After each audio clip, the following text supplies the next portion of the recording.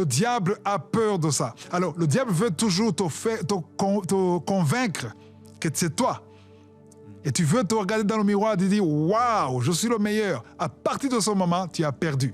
Ici, il dit « Soumettez-vous donc à Dieu ». Donc, le verset 7, il ne faut pas commencer par résister.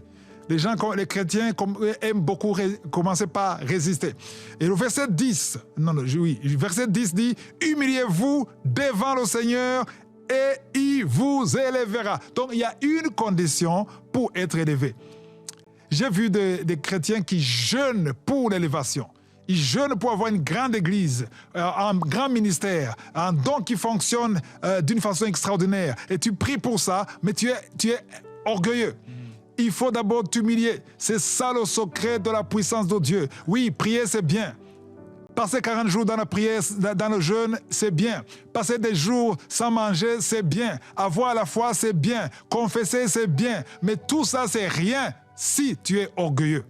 Ouais. Ça ne compte pas. Donc, tu as perdu ton temps. Tu peux jeûner 40 jours sans manger, sans boire. Alors que tu es orgueilleux, ça ne fonctionne pas.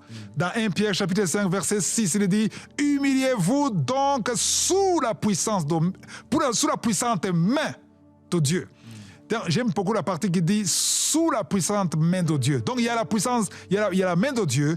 Alors, tu dois t'humilier sous cette puissance. Donc, tu dépends de cette main.